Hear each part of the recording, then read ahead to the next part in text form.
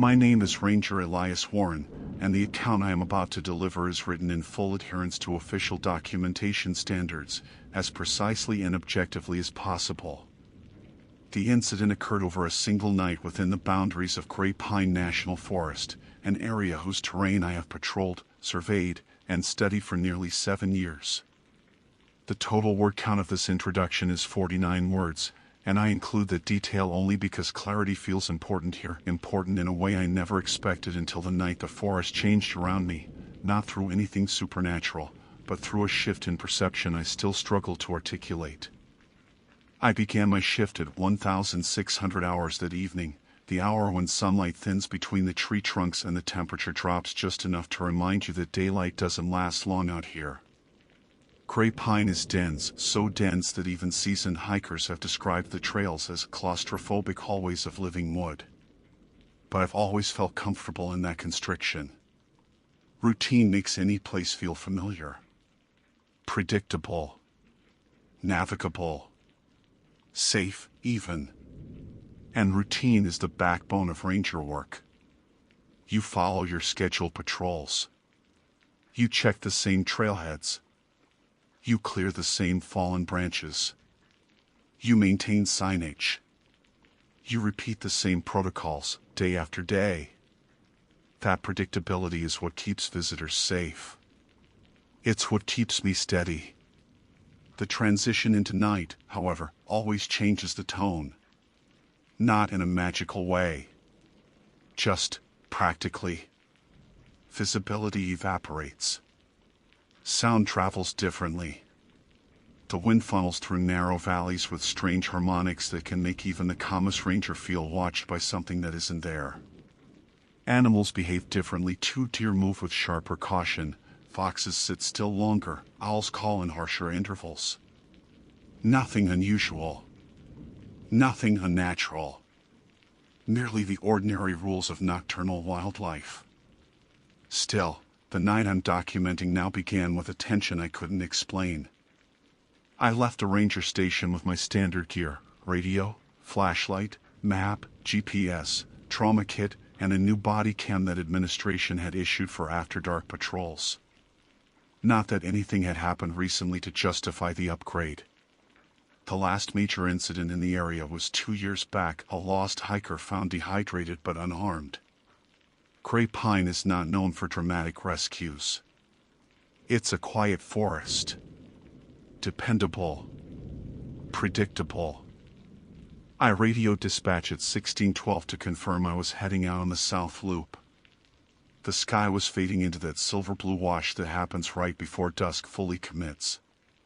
My boots were still gripping dry earth when I passed mile marker 2, though I knew that would change once humidity rose.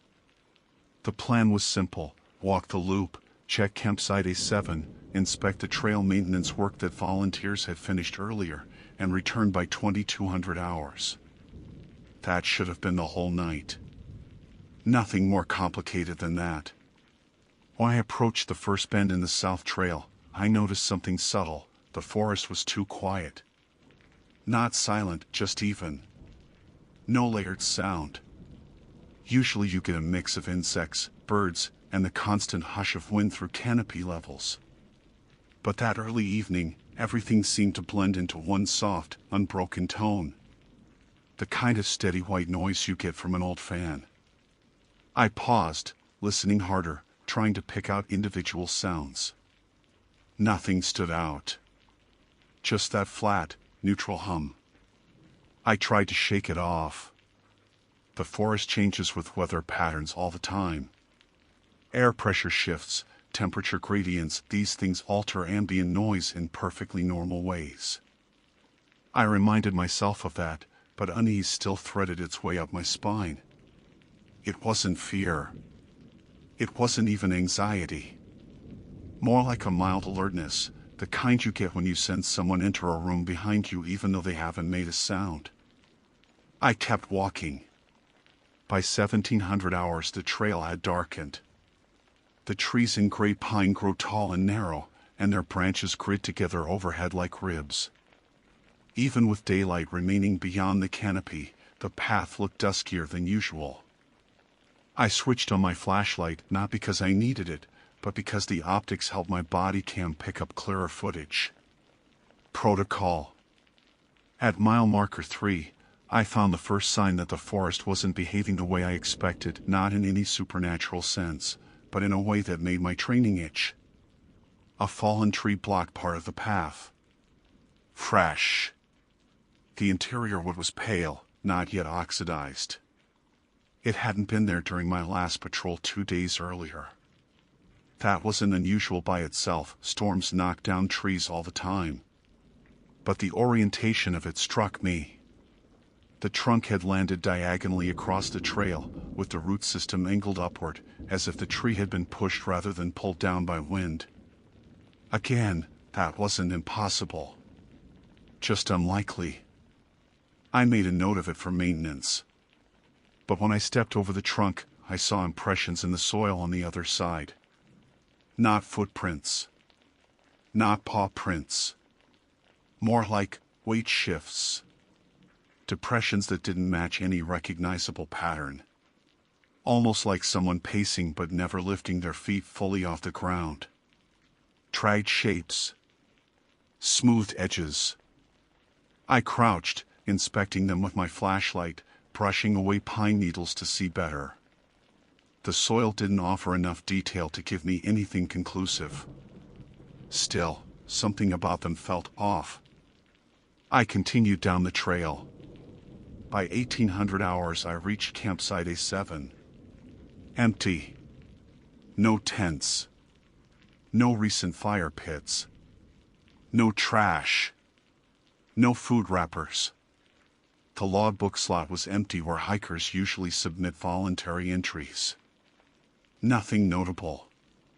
Still, I lingered longer than I meant to, listening to the forest settle into deeper night. That same strange, even hum continued. No variation. No chirping. No rustling. It felt like the woods were holding their breath. When I finally turned back toward the trail, my radio crackled. A brief burst. Not a voice. Not static from distance. Just a crack, like the moment before someone speaks. I answered anyway.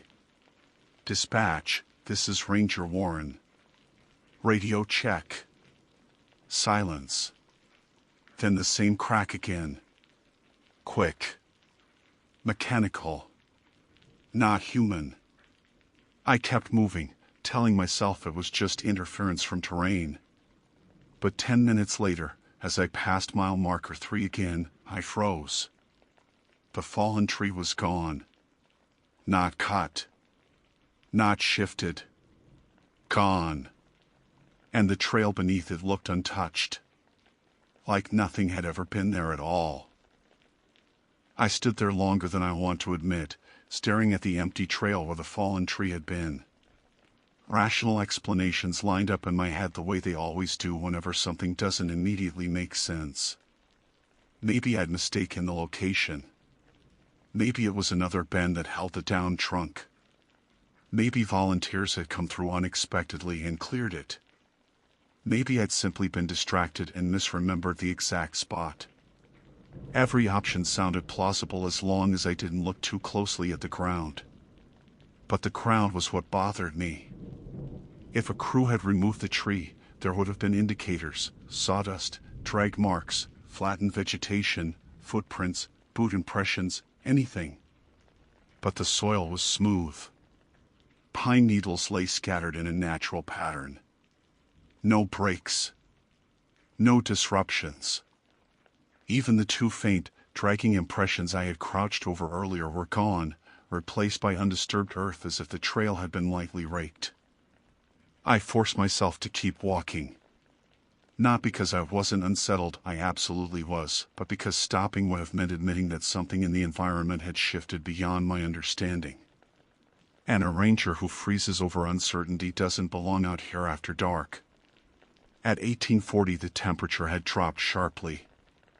My breath fogged under the beam of my flashlight. The strange humming tone I'd noticed earlier still hung in the air, steady and unbroken, like distant machinery muffled by layers of trees.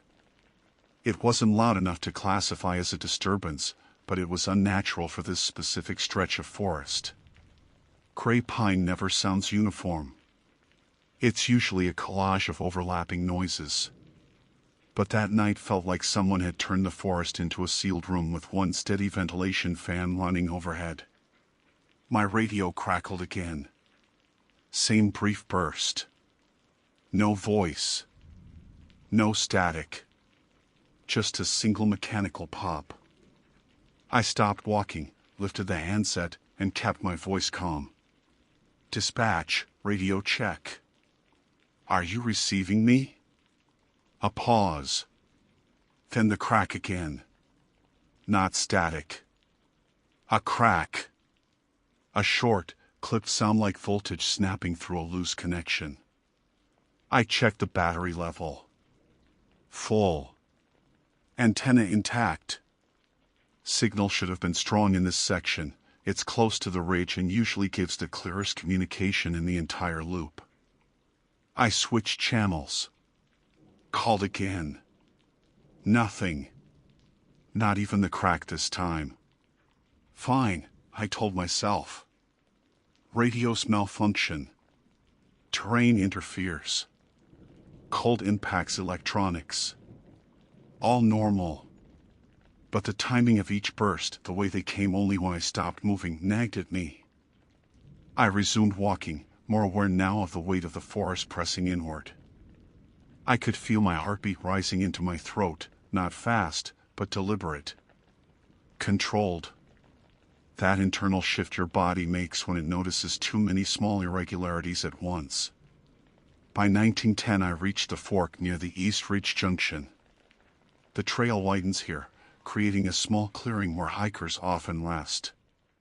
There's a bench made from split logs, carved by volunteers years ago.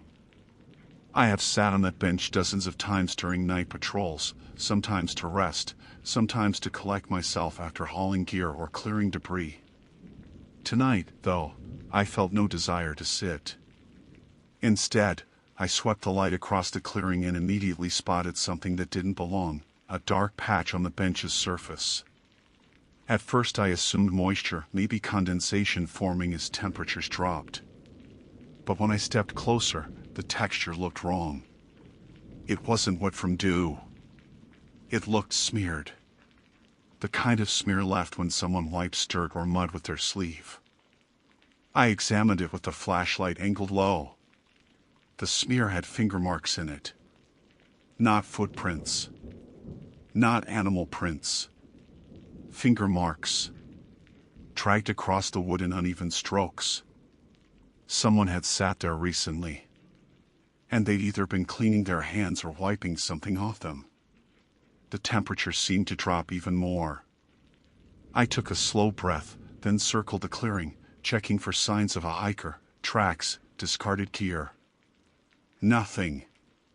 No footprints in the soil. No depressions in the pine needles. No sign of weight displacement anywhere near the bench. The smear was the only evidence of contact. I didn't touch it. Instead, I scanned the surrounding trees with my flashlight. The beam caught nothing unusual, no movement, no reflection, no color variation. But the forest's steady hum felt even stronger, vibrating low in my chest. A sound so constant I almost felt it rather than heard it. At 1920 I radioed again. Dispatch, this is Warren at East Ridge Junction. I'm conducting a status check. Please confirm you're receiving. Silence. Then a faint shift of static. Not the crack. Just a small hiss. It wasn't enough to interpret, but it let me know the device was still transmitting. I considered turning back. I really did. Rangers don't take unnecessary risks, especially not alone, especially not after dark when visibility collapses and terrain hazards amplify. But I couldn't justify returning early without cause. Not based on a missing tree, a smear, and a strange ambient noise. Protocol requires objective evidence of danger before abandoning a scheduled patrol. And no matter how much tension crept along my spine, I had none. So I continued toward the ridge. The trail narrows again past the junction, forcing you between close-set pines that lean inward at unsettling angles. My flashlight beam bounced across trunks, catching flecks of lichen and strips of peeling bark. Somewhere in the distance I heard a branch snap, not sharp, not sudden, just a soft crack, like a small animal stepping on dead wood. I stopped, listening. Another crack. Same distance. Same volume. Probably a deer, I told myself. They roam heavily on the ridge after dark. Nothing unusual. But deer move in patterns. Short bursts, pauses, longer steps, quick shuffles. This sound repeated with a rhythm that was too even. One crack. 2 seconds. Another crack. 2 seconds. Another crack. A steady pace. Not cautious. Not random. Walking. Someone walking in the dark parallel to the trail. I adjusted my flashlight and shone it left toward the sound. The beam hit nothing but overlapping trunks and shadow. No reflective eyes. No movement. The cracks stopped. I waited. 10 seconds. 20. Still nothing. When I finally turned to continue, my boot landed on something that rolled slightly under my weight.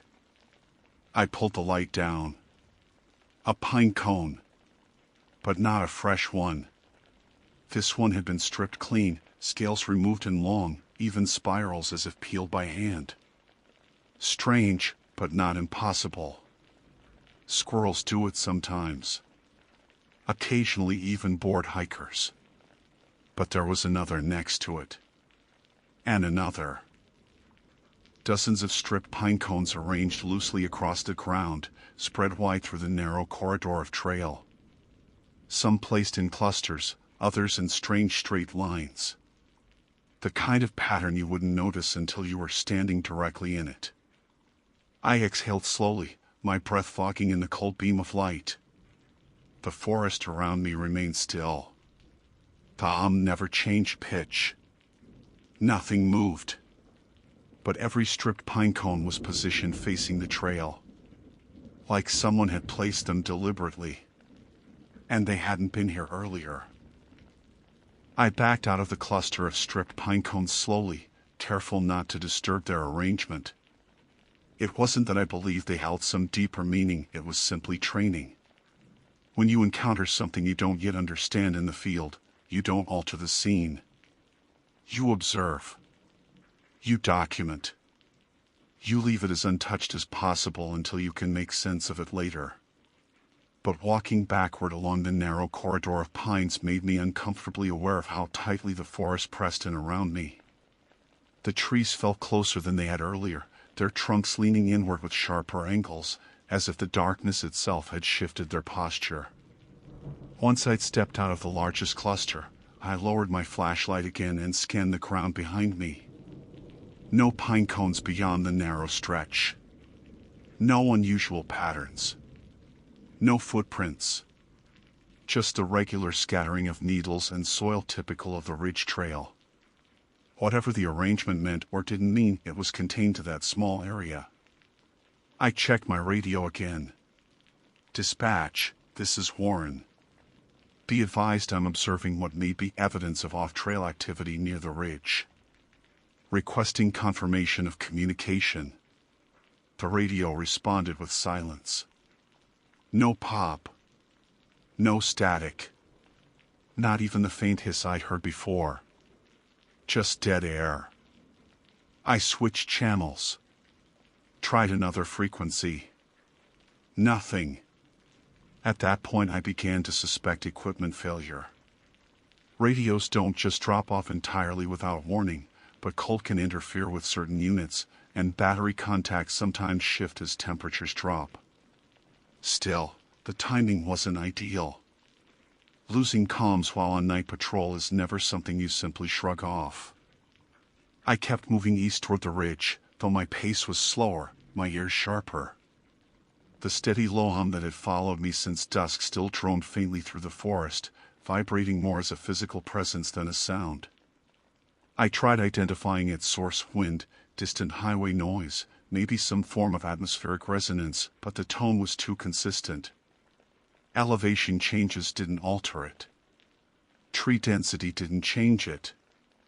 Even when I paused and held my breath, the sound didn't fluctuate. It simply existed, as though woven into the air itself. At 1940, the trail curved toward a narrow section where the ground sloped sharply to the left. My flashlight beam skimmed across loose gravel, exposed roots, and the faint outlines of older boot impressions stamped in the trail from previous hikers. Everything looked normal. But when I steadied my hand and lifted the light slightly, I noticed something higher up the nearest tree trunk: a mark. Not a deep scratch like those left by bears or elk.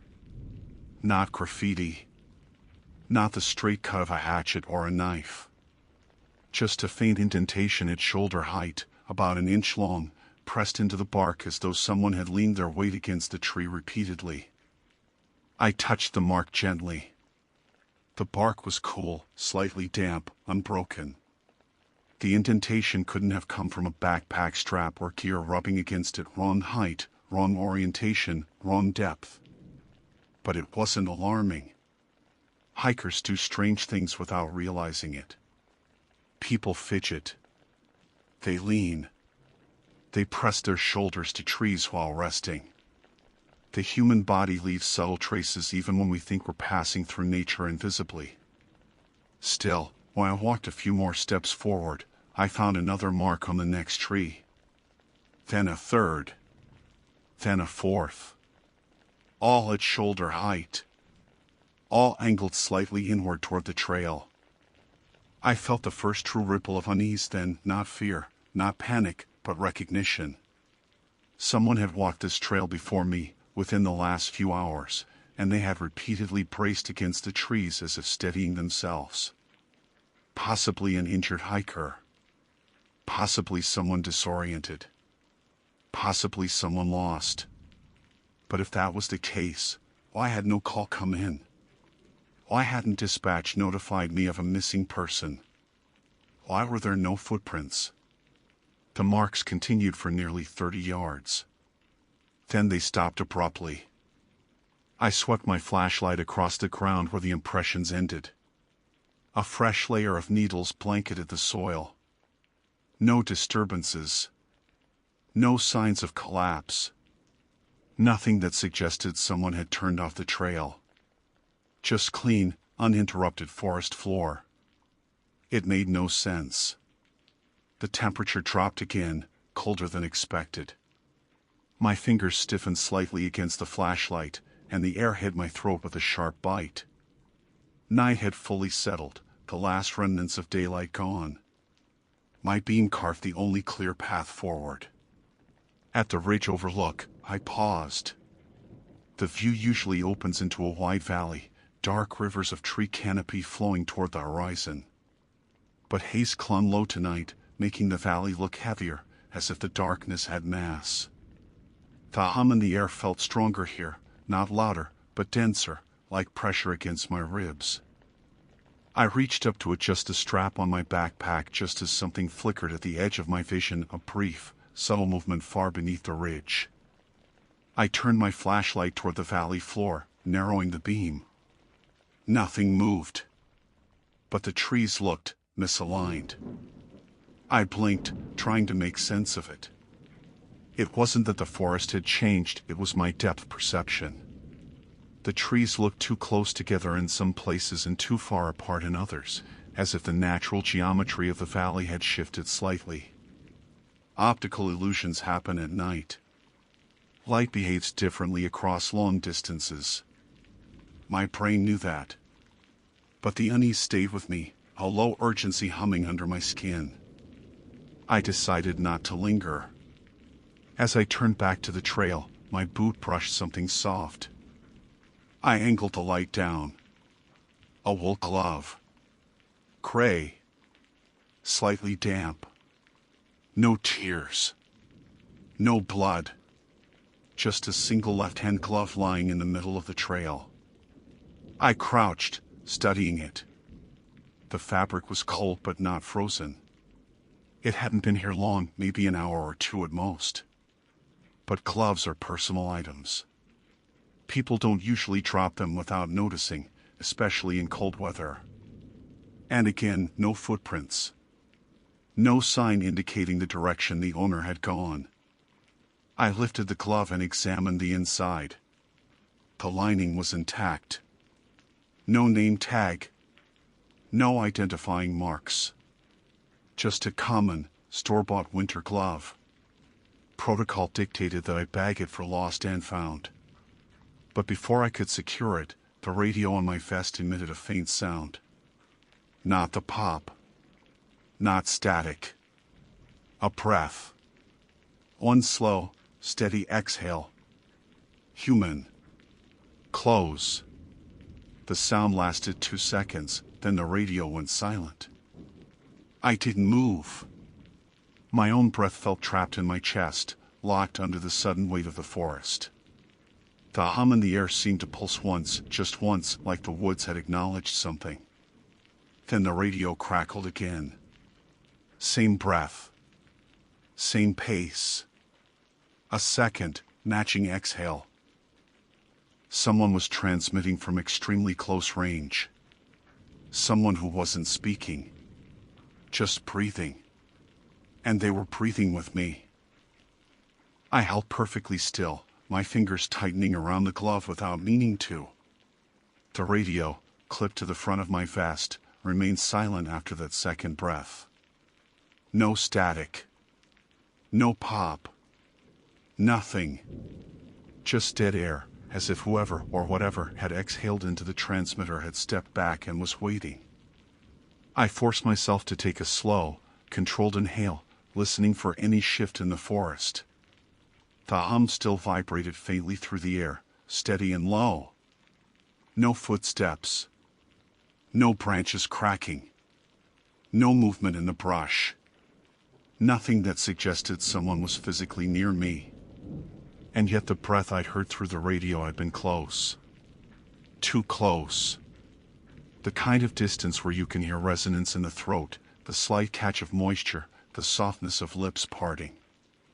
I set the glove into an evidence pouch and sealed it, trying to keep my hands from shaking. Not out of fear, I told myself that repeatedly, but because this situation was evolving beyond the boundary of what ranger training typically prepares you for. Malfunctioning equipment is normal. Misplaced gear is normal. Strange noises in the forest are normal. But a human breath transmitting through a supposedly dead radio system? That required context I didn't yet have. I pressed the transmit button. Dispatch, this is Ranger Warren. I am receiving unknown radio interference. Please confirm if there are any other units conducting patrol in my vicinity. A hiss answered. Very faint. Then silence.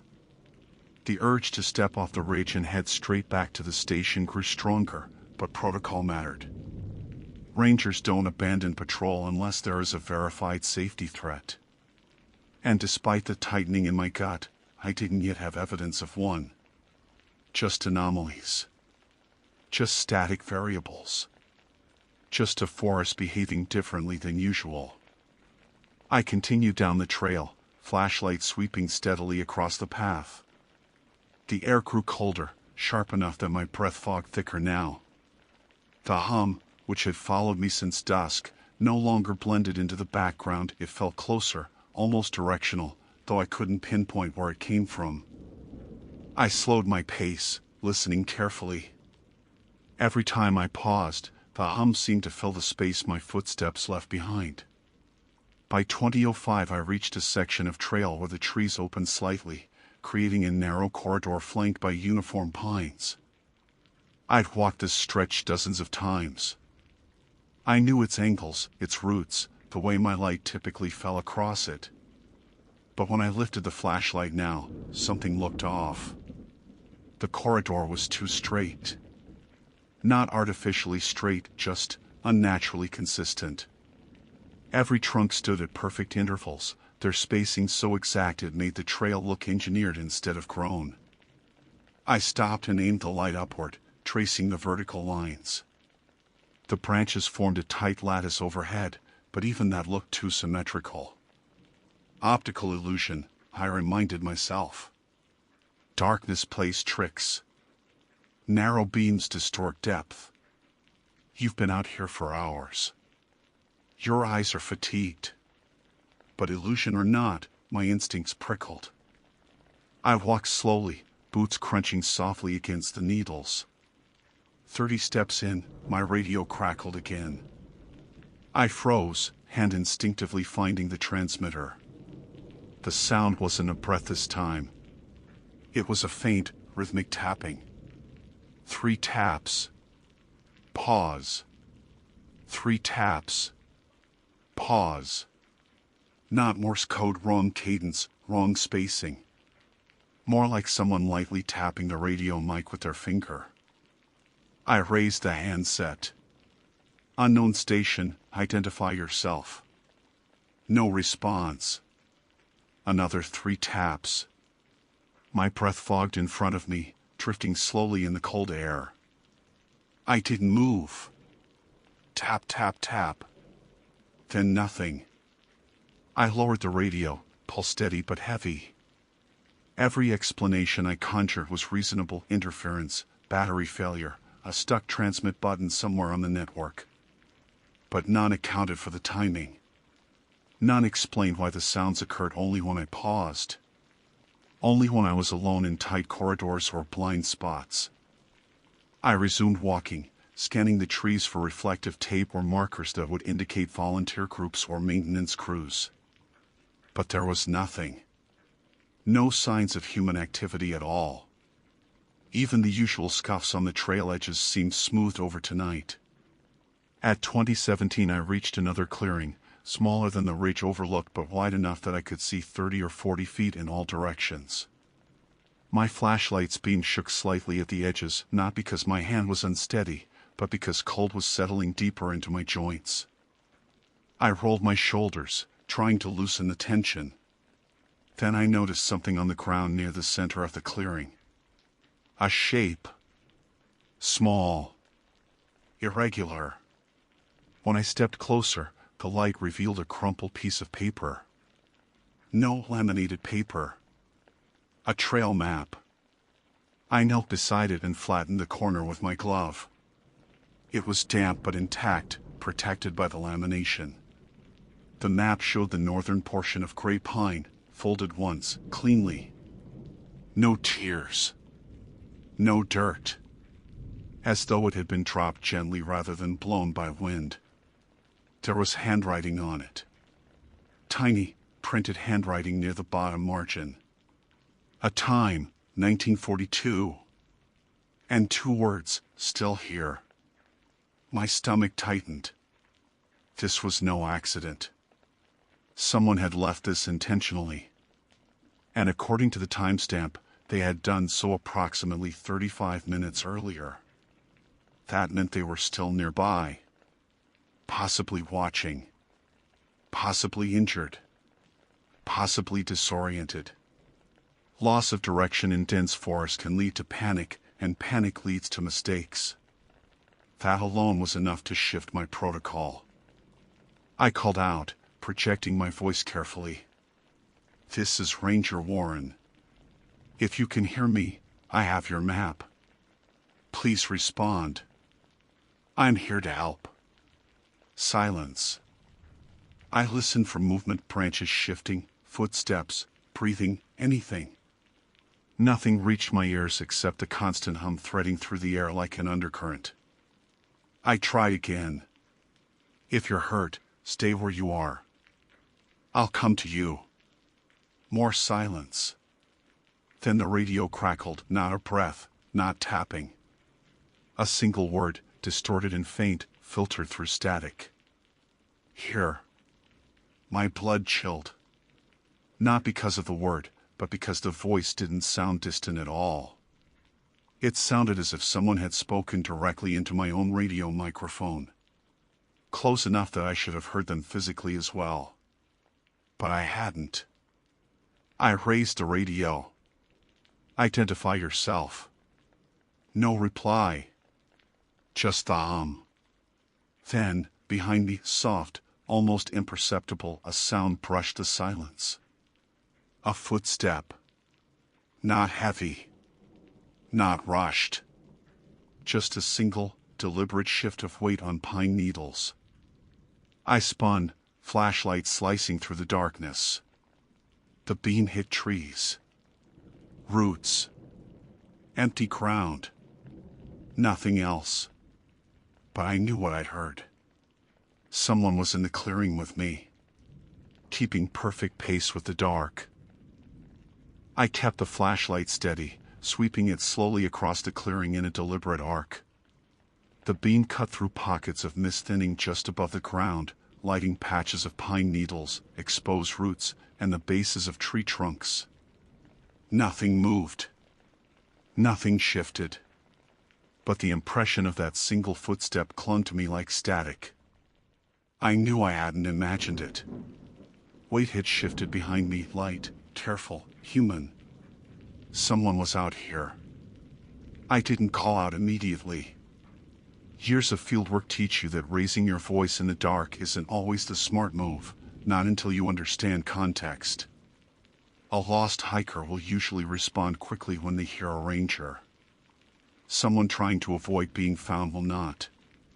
And someone in a panic may bolt blindly, putting themselves in more danger. So I waited, letting the quiet settle. The hum in the air vibrated faintly between my ribs. It had followed me all night, but now it seemed to settle lower, closer to the ground, like the earth itself was carrying it. The effect wasn't loud, just present, steady, something you felt before you heard. I adjusted my stance, one foot planted slightly back in case I needed to pivot. My radio remained silent, but the memory of that faint word here still pressed against my nerves. I tried again. "This is Ranger Warren. If you can hear me, I need you to respond. You're not in trouble. I'm here to assist." Nothing. I walked slowly toward the spot where the footstep had sounded, flashlight aimed low, scanning for prints or disturbed needles. But the ground looked untouched. No depressions. No scuffs. No indication of direction. The forest floor tonight seemed intent on hiding evidence, erasing any sign of movement before I could reach it. I crouched, examining the soil more closely. Even the layer of needles seemed too uniform. Not placed, not arranged, just undisturbed in a way that didn't match what I'd heard. I stood again and exhaled slowly, watching the breath drift through the cold beam of light. The hum filled the silence like distant machinery. My instincts finally nudged me into speaking more directly. "If you're out here, I want you to know I'm not leaving. I will stay on trail until I confirm your safety. But I need you to respond." Still no movement. Still no voice. Just the hum. I retrieved the laminated map again, scanning the tiny handwriting. Still here. The timestamp. Everything suggested someone truly was nearby, someone who had enough awareness to leave a note. Someone oriented enough to track time. Someone who possibly believed I would find it. But their silence was not the silence of someone waiting for help. It felt intentional. Controlled. At 2028 I decided to broaden my search radius but stay within visual range of the clearing. Stepping off trail at night isn't protocol unless there's a verified emergency. But I stayed within a few feet of the tree line, sweeping the flashlight through the gaps between trunks. Nothing reflected. No movement. No glints of metal or gear. But the feeling of being observed crept in slowly, like temperature settling deeper into my bones. Not paranoia. Just that familiar field instinct, the one that rises when unseen eyes track your movements. I called dispatch again, even though I didn't expect a response. Dispatch, this is Warren. I may have a potential lost hiker near East Ridge Clearing. Radio interference persists. Requesting any signal check. A faint pop answered. The kind of sound you hear when someone taps the mic lightly. I froze. Another pop. Then a third. Tap, tap, tap. Exactly like earlier. But this time it wasn't rhythmic. It wasn't patterned. It was softer, irregular, almost like fingers brushing against the mic by accident. I raised the radio halfway to my face. Unknown station. If you can hear me, this is official Forest Service contact. Identify yourself. Silence. Then, a faint inhale. Not static. Not wind across the receiver. A human inhale pulled directly into the mic. My grip tightened. Someone was close enough to transmit breath into my frequency. But I still didn't hear them physically. I turned a slow circle, flashlight carving across the clearing. Branches swayed slightly overhead, but the air was too still for wind. The hum deepened a notch, subtle, but real. I decided to make my presence clearer. Listen, I said, projecting my voice. You're not safe moving alone in the dark.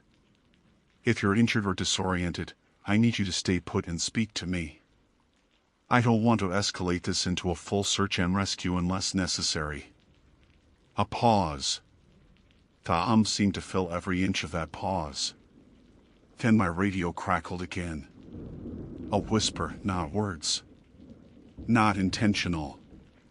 Just a faint vocalization, like someone trying to speak but changing their mind at the last second. A soft beginning of a sound cut short. I raised the mic, repeat your transmission. Nothing. I stepped toward the far edge of the clearing, passing under a pair of leaning pines that formed a natural archway over the trail. My flashlight beam stretched forward into the tight corridor beyond. And something changed. Not visually. Not tangibly. Just an immediate shift in atmosphere, like stepping from open air into a narrow, breath-warm hallway. The sound around me softened suddenly, the hum dampening into a low, pulsing vibration. I paused, listening carefully. Then I saw it. A second glove. Resting perfectly centered in the trail 20 feet ahead of me. Same color. Same size. Same brand. Placed. Not dropped. Placed. I walked toward it slowly, scanning the area around me. The trees on either side were dense, packed tightly enough that anything moving within them would have disturbed the needles or broken small branches. But nothing had shifted. No sound accompanied its placement. Yet the glove hadn't been there minutes earlier. I crouched beside it, careful not to touch it. The glove lay palm up, fingers slightly curled inward. The inside lining was visible, showing faint marks, creases, folds, just enough to imply someone had removed it by pulling at the fingertips. I whispered, barely louder than my breath. "Where are you?" The radio answered instead of any voice. A single, slow exhale. Longer than before. Drawn out. Measured. Deliberate. It didn't sound desperate. It didn't sound injured. It sounded patient. I felt the air shift behind me again, no sound, no step, just a faint change in pressure when someone occupies space close enough to alter temperature on the back of your neck. I rose slowly, flashlight lifting. Before I turned around, I heard a new sound. Not a footstep. Not a breath. A soft, low scrape. Like fingers dragging lightly across bark. Very close. and directly behind me. I turned slowly, not with the sharp reaction my instincts demanded, but with the controlled, deliberate movement we're trained to use when we don't yet understand what's behind us. My flashlight cut through a narrow slice of darkness, sliding across the bark of trees, across low shrubs, across the thin mist that hovered inches above the ground. Nothing moved. Nothing shifted. But the sound I'd heard, fingers dragging lightly across bark, still echoed somewhere inside my skull, as if my memory hadn't caught up to what my ears detected. I stepped closer to the nearest tree, angling the flashlight along the trunk's rough surface. The bark exhibited no fresh marks. No scratches. No abrasions. Just the aged, weathered grain typical of gray pine. I swept the beam to the next tree. Same thing. Then the next. All normal. But the air had changed. I don't mean temperature. I mean the density of silence. The absence of typical nocturnal noise, layered with something deeper, a heaviness, subtle but unmistakable. Like the forest absorbing sound instead of reflecting it. Even my own breathing felt quieter. My boots pressing into the needles barely made a whisper. I raised the radio again. Unknown station, if you are intentionally transmitting, I need you to respond verbally. If you require help, you must communicate clearly. Silence. A full 5 seconds passed. Then, a faint inhale pushed through the transmitter. This one wasn't slow or controlled like the earlier ones. It was shaky. Uneven. The kind of inhale a person takes when they're trying to stop themselves from crying. Then the transmission cut. I lowered the radio, pulse tightening. This did not match typical lost hiker behavior. When people are scared, they call out. They shout. They run toward light. They don't whisper into radios with perfect timing and then retreat into silence. Something wasn't adding up. I picked up the second glove carefully, placing it into another evidence pouch.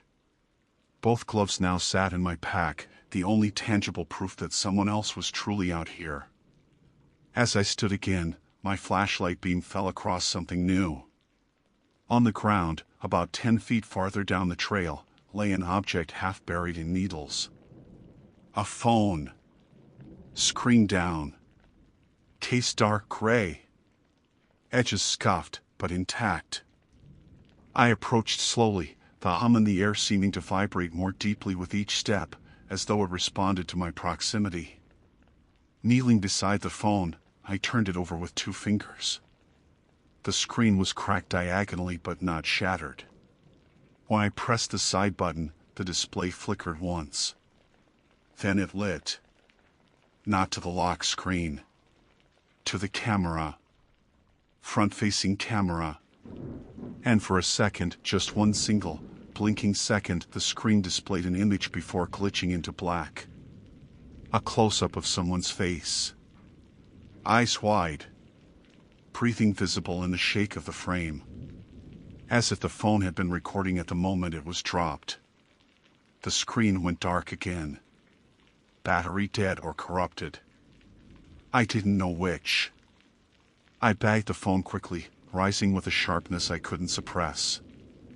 My flashlight shifted over the trees again, slower now. I scanned every trunk, every shadow. The forest remained perfectly still. Too still.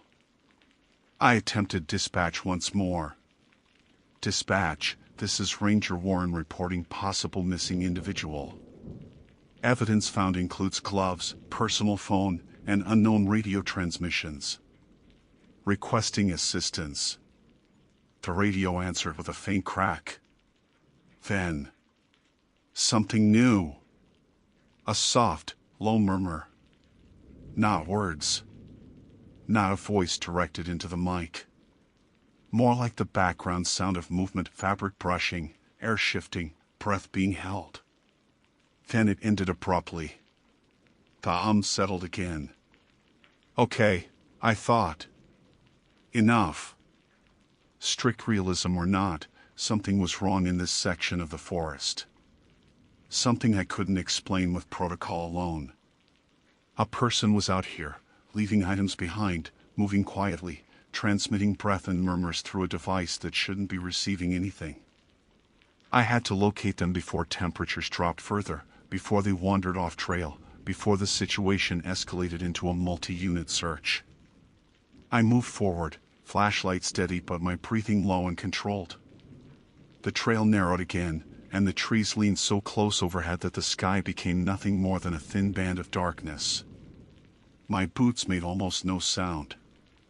Then, ahead of me, maybe 20 yards, something shifted. A shadow. A brief interruption of the pattern between tree trunks. Not fast. Not sudden. Just a subtle leaning movement, like someone gently stepping back behind a tree. I stopped dead. The shadow didn't reappear. I raised my voice carefully. I see movement ahead. If that's you, I'm here to help. Please come toward the light. You're not in trouble. Nothing. Just a low Then the radio hissed again. A whisper this time. Faint. Barely audible. But unmistakably shaped like speech. Don't. My skin tightened. I held the transmitter closer. Repeat that. Static. Then, clearer, though still faint, strained, as if someone were pressing their mouth directly against the mic but too weak to speak fully. Don't come. The message cut so sharply that the seemed louder afterward. I scanned the trees ahead. If you're in danger, you need to stay visible. Moving off trail will put you at risk of injury or exposure. Stay where you are. I'm approaching. I took a slow step. Then another. My flashlight beam speared forward, landing on the tree where the shadow had shifted. The bark was smooth. The ground undisturbed. But something rested at the base of the trunk. A small, folded piece of laminated paper. Just like the first. I approached cautiously, crouching as I opened it. The handwriting matched the note from earlier. 2 words. Written cleanly, evenly, without panic. Not alone. The forest around me felt suddenly tighter, as if every trunk leaned inward an inch. I stood, scanning the dark corridor ahead. Then, behind me, close this time, impossibly close, I heard it. A slow, steady exhale. Not through the radio. Not through any device. Right behind my left shoulder. Human. Warm. Present. And undeniably real. The breath behind me lasted less than a second, but it was enough to freeze every muscle in my body. Warm. Human. Close. Not the imagined sensation of adrenaline, real air striking my skin. I didn't turn immediately. Quick movements in the dark can escalate a situation fast, especially when you don't know who's behind you or what condition they're in. A panicked hiker could lash out. An injured one might fall. Someone disoriented might run. So I stood still, let my breath settle, and forced my voice to remain calm. I hear you, I said quietly. I'm going to turn around slowly. I'm here to help you. No response. Not even the shifted. I rotated inch by inch, keeping the flashlight low at first to avoid blinding whoever was behind me. When I completed the turn, the beam lifted and landed on empty air. No person. No movement. Nothing but the tree trunks and the narrow stretch of trail I had just walked. I scanned the ground, expecting prints, scuffs, displacement, anything to indicate someone had stood there. The pine needles were undisturbed. The soil showed no depressions. Even the mist in the air hung perfectly still, as though nothing had moved through it. But the warmth of that breath remained on my skin, fading slowly. My heartbeat thudded against my ribs, not fear, not panic, just a deepening awareness that my senses and the evidence in front of me weren't aligning. Something was happening in these woods tonight that I couldn't quantify. I lifted the radio. "If that was you," I said, voice steady, "I need you to stay visible. I'm trying to reach you." The radio responded with a faint, brief crack like a finger brushing a mic. Then silence again. I stood there for several seconds, waiting for any movement. When none came, I approached the tree where the note had been left. The laminated paper still sat in my pocket, its message, "Not alone," pressing against my leg like a warning I didn't want to acknowledge yet. I kept moving. The trail bent slightly left, descending into a shallow dip between two ridges. The air grew colder here, the kind that catches in your throat and lingers. My flashlight illuminated the familiar pattern of roots and stones embedded in the earth, but every few steps I caught myself glancing over my shoulder. Not alone. I tried to focus on protocol instead of instinct. If someone was out here leaving gloves, phones, and written notes, they were at least coherent enough to handle objects deliberately. But their behavior, silent movement, avoidance of direct contact, inconsistent radio transmissions indicated either panic or some form of mental disorientation. That was the working theory I clung to, because the alternative was an uncertainty I wasn't ready to define. At 2042 I reached a narrow section of the trail where the trees grew so thick on either side that the flashlight beam barely penetrated beyond a few feet. Visibility shrank to a tunnel of light. I slowed, listening carefully. The hum persisted, vibrating faintly through the soles of my boots now. It felt like walking across the low thrum of distant engines. Halfway through the corridor, my radio crackled. A breath. Then another. Then a faint, fragmented whisper. Behind. My grip tightened. I didn't turn this time. Turning had shown me nothing before. Instead, I aimed the flashlight backward over my shoulder, arm extended. The beam washed over the trail behind me, revealing the same empty stretch. No movement. No figure. No disturbances. But the whisper had been clear enough to parse. Behind. I swept the beam slowly from left to right.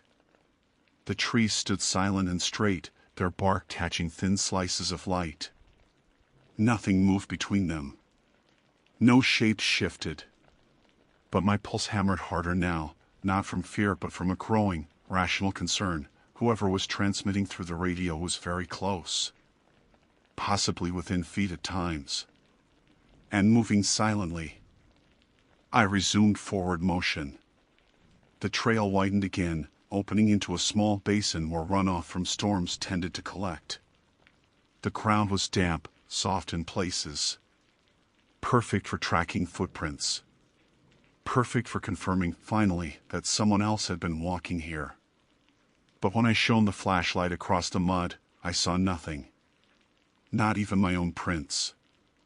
The surface looked smoothed over, like a thin sheet had been dragged across it. Not freshly, that would leave visible edges, but subtly. Evenly. Like the mud had dried just enough to hold its shape but still looked unnaturally uniform. I stepped off the drier section and onto the mud deliberately. My boot sank slightly, leaving a visible depression. Good. At least the mud responded as expected. But something about the print felt wrong.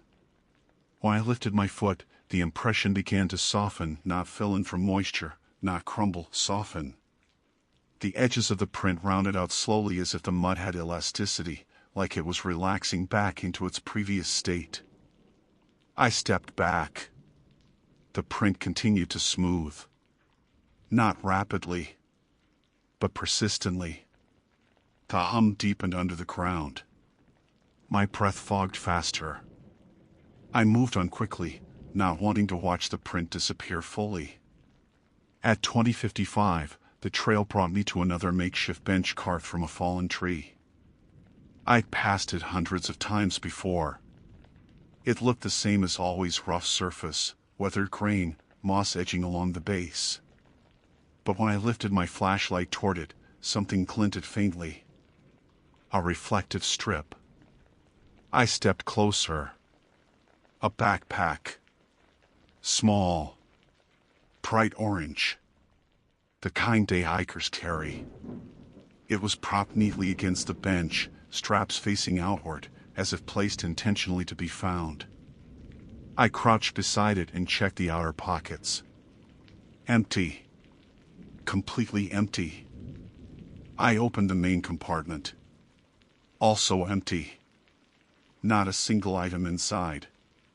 No water bottle. No snacks. No first aid kit. No map. Not even loose dirt or debris. It looked unused, but the bottom corners showed subtle wear, the kind caused by frequent hiking. I checked the ID tag on the back. Ripped off. Cleanly. Removed recently. I reached for the zipper to close it. The radio hissed. Then finally a voice, broke through the static. Not shouting. Not whispering. Just speaking in a low, strained tone. Don't follow. The transmission cut instantly. No breath this time. No tapping. No hum shift. Just that message. I stood up slowly, backpack still open, my breath visible in the beam. Someone was leading me. Someone who didn't want to be found, but also didn't want me turning back. And the worst part was the detail I hadn't acknowledged yet. The radio didn't just transmit their voice. It transmitted it without delay. Meaning whoever spoke was close enough that the signal reached me instantly. Close. Within line of sight range. Or closer than that. I panned the flashlight slowly across the trees.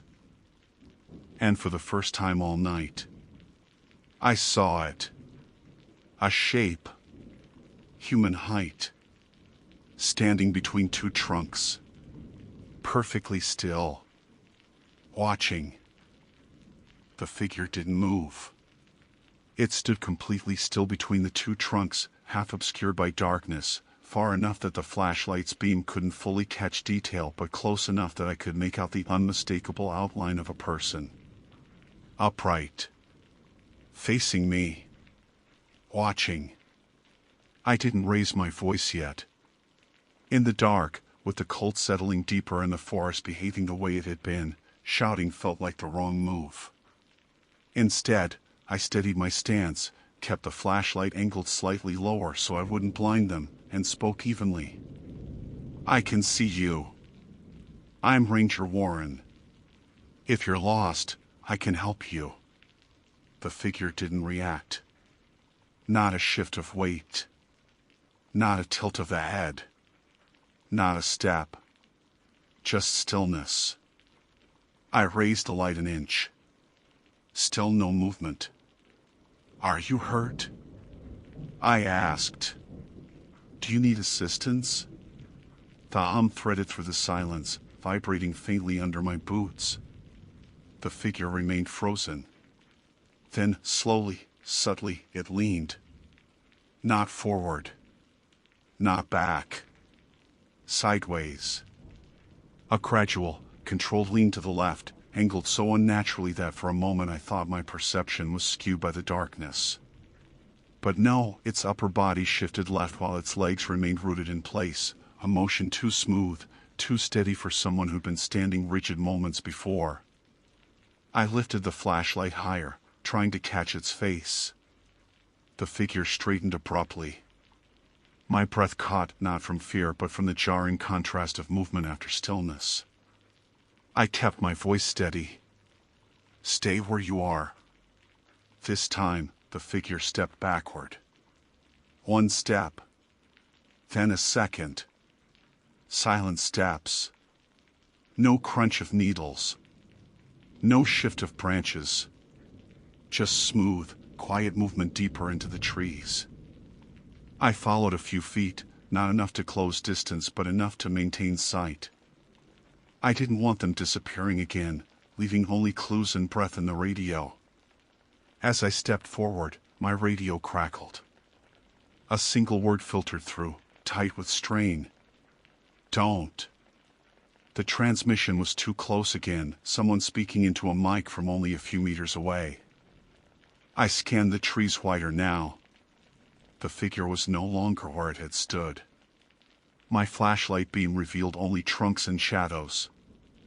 I took a slow breath. Protocol told me to proceed cautiously, maintain distance, and avoid direct pursuit in the dark. But protocol didn't cover what I'd been encountering: silent movement, disappearing tracks, erased mud prints, voice transmissions from unknown positions. I approached the spot where the figure had been standing and swept the beam downward. The ground was smooth. No footprints. No displaced needles. As if no one had stood there at all. I turned slowly, letting the light pass over every trunk. That was when the beam caught something white on the ground a few feet to my right. Another laminated square. My throat tightened. I crossed toward it.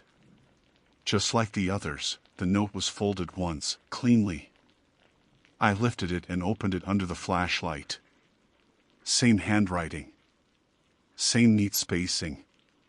Same calm tone. Turn around. I didn't. I kept scanning the trees.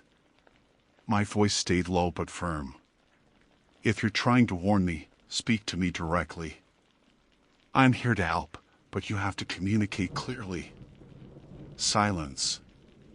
Then the radio exhaled once, soft, tired, human. It wasn't the long, patient breath from before. This one trembled. A person on the edge of something: panic, pain, exhaustion. But still close. I lifted the radio. Tell me your location. Static hissed faintly. Then. Stop, please. The whisper was frayed. As if the speaker was struggling to push the word out. Stop what? I asked. Moving? Talking? Approaching? Tell me what you mean. The radio answered with a click. Then nothing. I kept the flashlight steady and moved forward a few more feet. The trail dipped here into a shallow gully, tree limbs crossing overhead so tightly they formed a narrow archway. My light flickered slightly as I stepped beneath it, not malfunctioning, just reacting to shifting shadows. Halfway through the gully, something on the left caught my eye. A jacket. Hung carefully on a low branch, zipped up, sleeves dangling. Not torn. Not discarded. Placed. I approached, sweeping the beam across it. It was a standard hiking shell, dark green, lightly insulated. I checked the pockets. Empty. But the inside lining was warm. Someone had worn it recently. Very recently. I checked the collar. A faint indentation at the back of the neck where sweat had dampened the material. Whoever left this wasn't wandering aimlessly. They were leaving a trail of items: gloves, phone, backpack, jacket, each placed cleanly, intentionally. Almost like breadcrumbs. But every item was empty. Stripped. Depersonalized. I stepped back and lifted the radio. Who are you leaving these for? Me? Or someone else following you? The radio hissed softly. Then a whisper, clearer this time, but thin. He's still here. I felt my pulse lift into my throat. Who? I asked. Who's here with you? Silence. A branch cracked somewhere behind me, not loud, not sharp, but weight-bearing. Controlled. Deliberate. I spun the flashlight behind me. Nothing. Another crack left now. Another farther back. Not footsteps. Not running. Just shifting. Someone was moving around the perimeter of the trail, keeping distance, circling.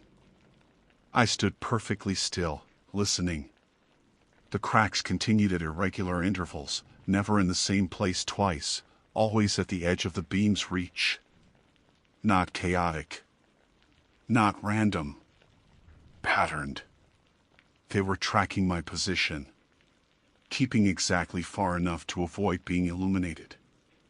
I lifted my voice slightly. If you're trying to get my attention, you've already succeeded. But you need to step into the open. A pause.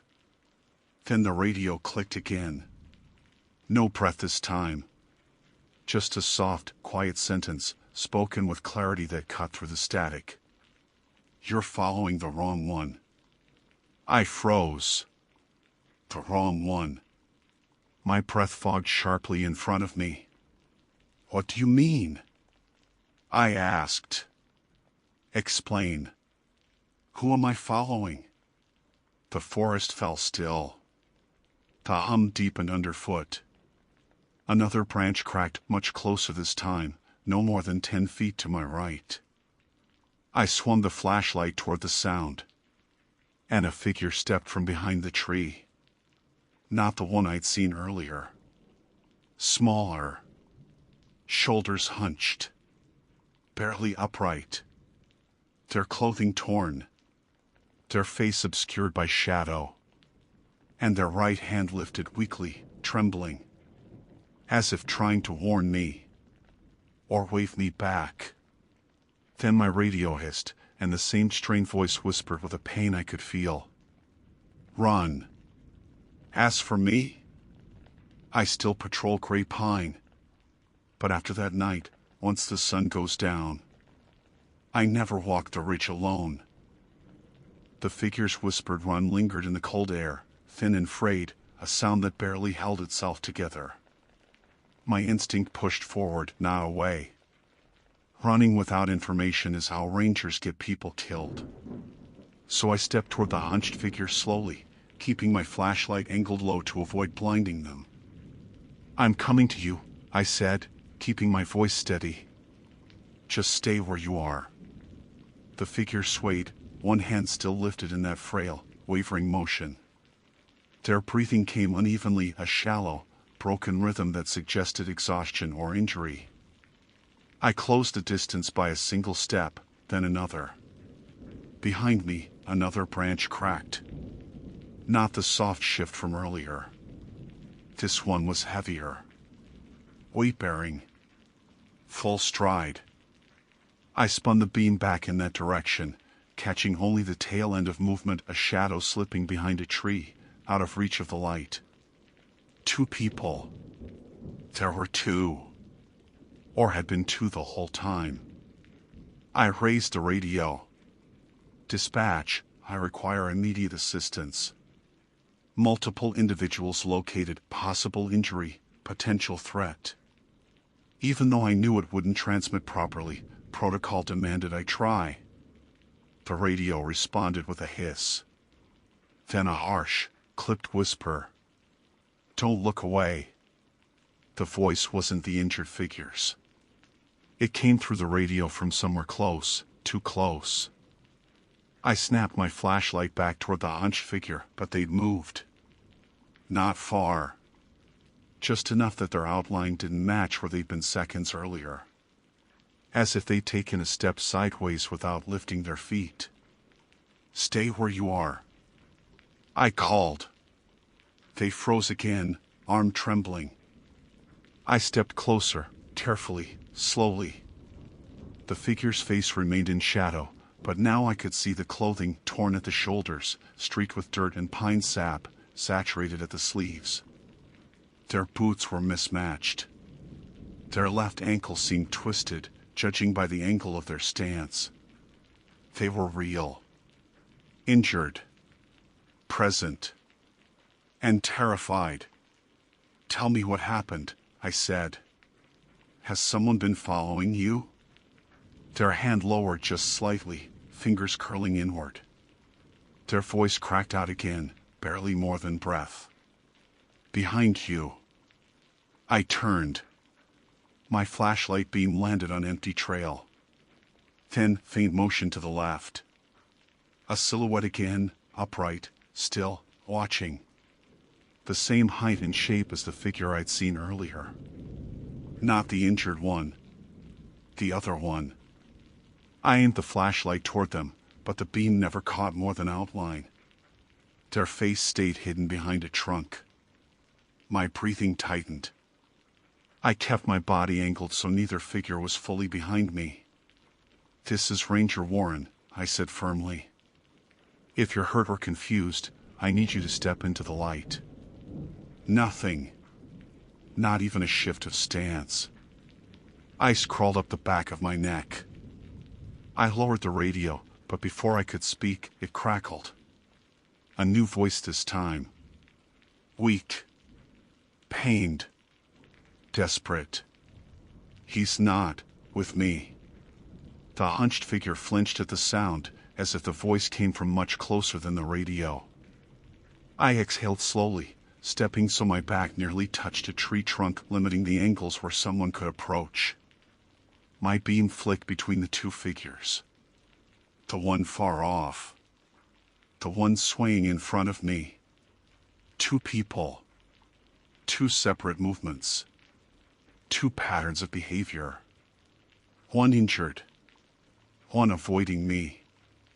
One leaving items behind, leading me here. One telling me not to follow. My pulse thudded harder, but clarity also settled in. I addressed the injured figure softly.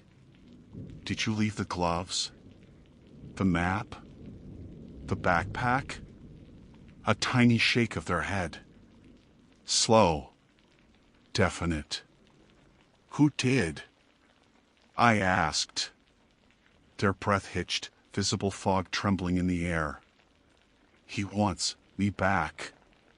The words broke, almost swallowed by exhaustion. Before I could respond, the figure in the distance shifted one small step forward, then stillness again. Not aggressive. Not hurried. Just tracking. I lifted my voice, strong but steady. "Stay where you are. I'm armed." A lie. Forest rangers on night patrol aren't issued firearms in this region. But the silhouette didn't react. Didn't retreat. Didn't advance. Just stayed perfectly still. The injured figure suddenly lurched, collapsing onto one knee with a muffled cry.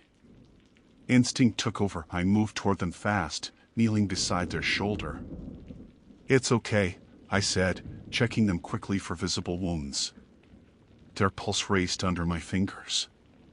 Skin clammy. Jacket torn, dirt embedded into the fabric. "We're getting out of here. Lean on me." They shook their head again, more violently this time. "No, don't, Hill." Their gaze flicked behind me. I turned just in time to hear a branch snap, closer than before. Too close. I steadied the injured figure with one arm and lifted the flashlight with the other, shifting into a controlled retreat position. The figure in the distance remained still, but something about its posture changed. Upright, yes, but angled now, head tilted. Watching not me, but the injured person. And that explained everything. I tightened my grip. "We're leaving. Now." The injured figure clutched my sleeve weakly, nodding once. I guided them backward up the trail, one step at a time, flashlight fixed on the silhouette. It didn't move. Not a step. But as we retreated, the radio transmitted again. Not breath. Not words. A sound like fabric dragging across bark. Behind us. The injured figure stiffened. Their hand gripped my arm with sudden strength born of panic. "Don't look, don't." But it was too late. My light had already shifted. And what I saw wasn't a person. It wasn't an animal. It was nothing more than the forest itself, trees, roots, low brush, but arranged in a way that made the shadows converge almost like a person stepping out of sight. My pulse kicked hard, but the rational part of my mind pushed through. No figure. No movement. Just shadows. Just exhaustion. Darkness. Low visibility. Just the forest. I pulled the injured figure closer. "You're okay. Keep moving." We backed up the incline until the trail widened, gaining elevation, gaining distance. When I finally looked forward again, the silhouette we'd been watching was gone. Vanished. But the injured figure sagged with relief, breath shaking out of them like they'd been holding it for minutes. I guided them all the way to the ridge without another sound from the radio. Without another cracked branch. Without another shadow leaning or watching. The hum lifted gradually as we climbed, fading with each step until the air felt normal again. Normal. It took another hour to navigate back toward the station, slow and methodical. When headlights finally cut through the trees from the responding unit, the injured figure collapsed completely, their body giving out. They were taken in for medical evaluation. I filed the report exactly as protocol required, every detail accounted for, every observation written plainly, no speculation, no interpretation. Just facts. Search teams combed the area for the second figure I'd seen. They found nothing. No prints. No gear. No movement. No trace.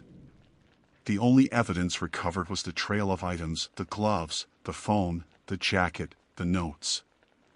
All clean. All deliberate.